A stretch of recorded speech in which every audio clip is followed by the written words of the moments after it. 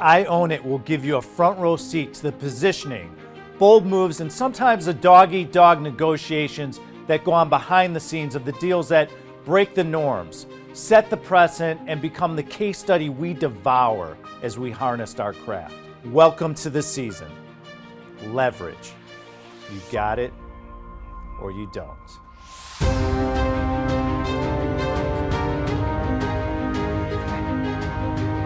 In this episode, we interviewed Jeffrey Hayzlett. Stay tuned to see how he uses leverage to enhance his career, and you can too.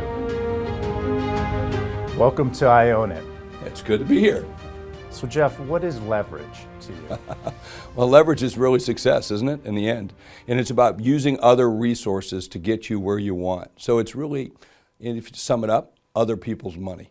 And that's usually what you're trying to do. Now, ultimately, it could just be a little bit of power, it could be a little bit of influence, it could be a lot of different things that come together, but ultimately you're driving towards a goal, and leverage makes you do something that's very difficult a lot easier. When was the first time you learned about leverage? I've been doing it all my life. Probably the first time I did it was when I had little kids working with me when I was about 10 years old mowing grass, mowing lawns. Mm-hmm. And I used to get other kids to go and do it, and I'd go out and sell the jobs and then have them come in and help me get them completed. So that was my first time that I ever learned about leverage. And when you learned about leverage, what side of the equation were you on? Well, I want to be the guy that's controlling the lever, right? Mm-hmm. Not the guy that's having to pick up the ball at the end, right? I want to be the person that's pushing the buttons. When you're pushing the buttons, what does that look like for the other side? Well, hopefully it's a mutual win. If you don't have a mutual win, why would you want to do it? Mm-hmm. Then you lose your leverage, right? So you want to make it a win-win for everybody that's involved. So leverage should be about mutual conditions of satisfaction where you both win. If power and influence equals leverage, you need to be honest with yourself. Ask yourself, what side are you on? What do you want? Where do you have power? And also, where do you have influence? And remember, you always have power and influence. It's always there. What you learn from Jeffrey is that we're creating multiple conditions of satisfaction. This is what creates a win-win. When you were at Eastman Kodak, how did you use your skills and your knowledge to leverage into becoming a guest on The Apprentice? Well, that was a really interesting story. I was sitting with my team looking to launch a brand new product that we had. It was a very iconic product, an inkjet printer that was going up against what I called Big Ink at the time.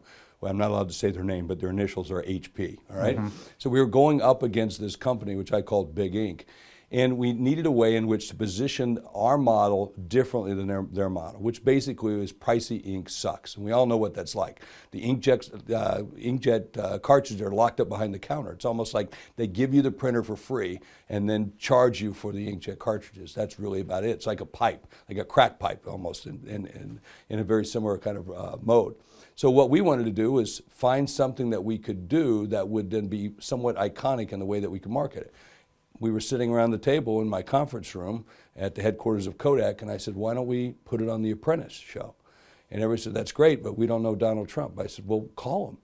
And they said, we didn't know how to call him. So I picked up the phone and I called Donald Trump. Couldn't get through to him, but I left a very good message, and 10 minutes later, he called me back, and then we worked out how we could do that show, and then put me in touch with Mark Burnett, and then the rest was history. I was on that show for 3 more years with Kodak, and we used that forum and that platform to leverage our sales and marketing efforts, which resulted in billions of dollars.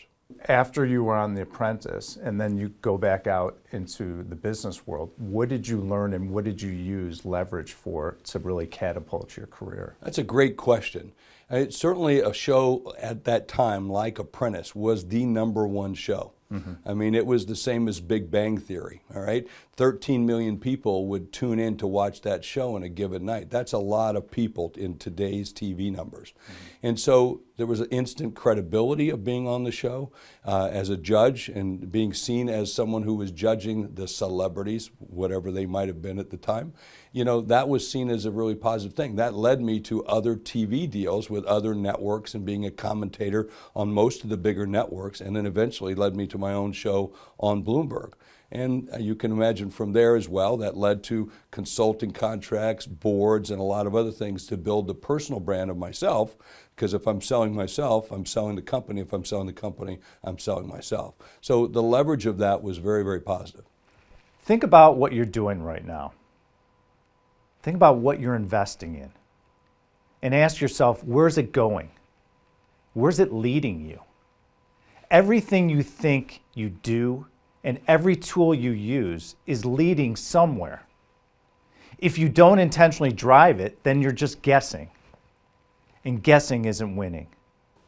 How do you, generally speaking, implement leverage into your daily routine in your life? It's another great question. I think the most important thing for most people, especially people who are starting out in new business or looking to do something a little bit different, is start with the end in mind. What is the outcome that you want to have?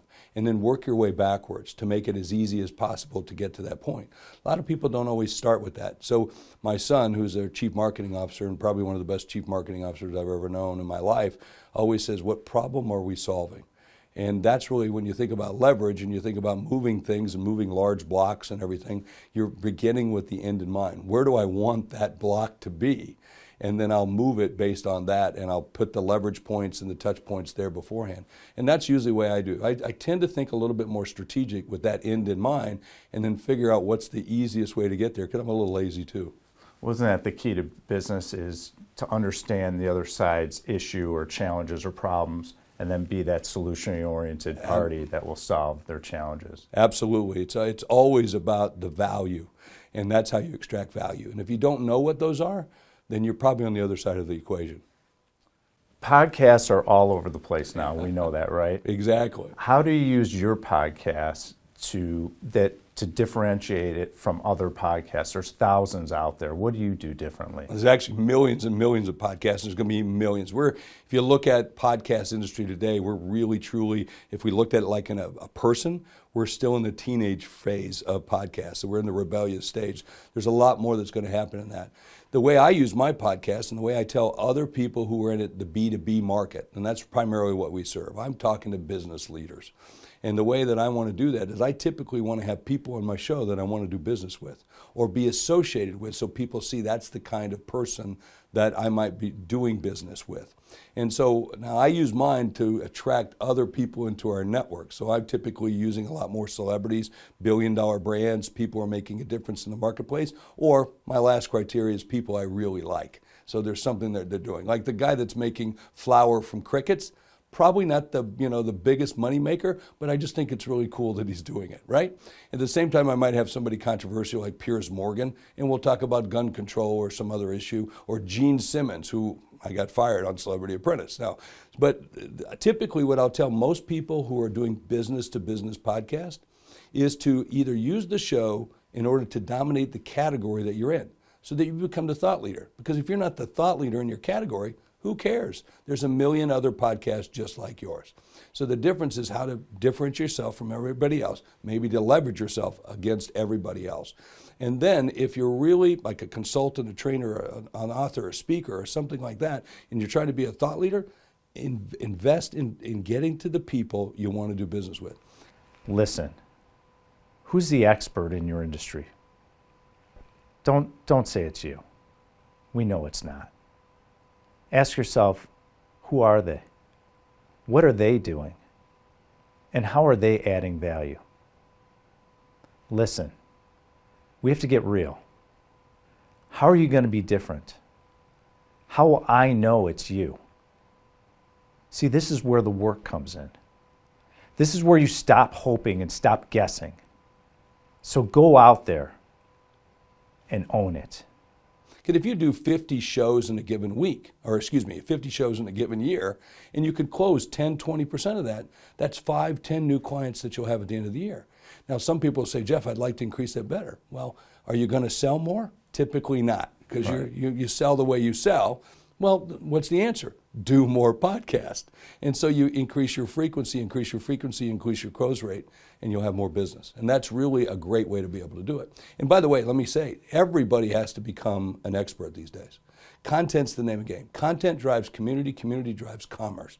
So if you're a dry cleaner in St. Louis, there's 119 other dry cleaners in St. Louis.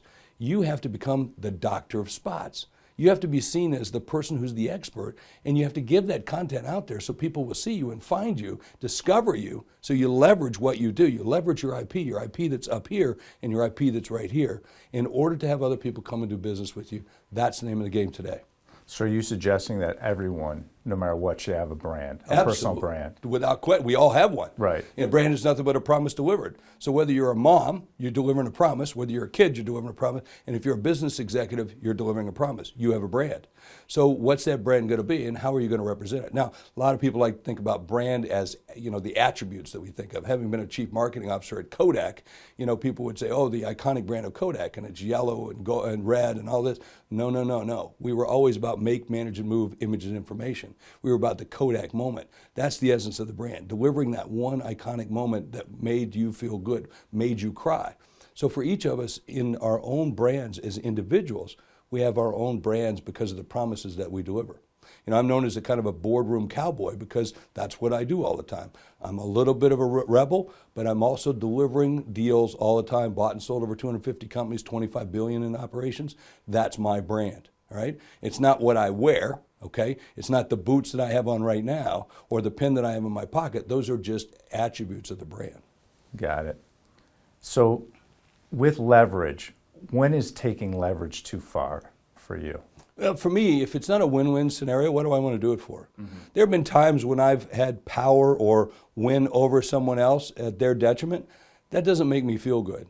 So it's really about your own personal conditions of satisfaction, and those I think are real good for you to develop. Now, for me, I want to build wealth, right? I grew up a poor kid all over the country. My father was in the military, so I want to have a better living than I had when I grew up, and I want my children and their children, my grandchildren, who I dearly love, to have a better start than I did.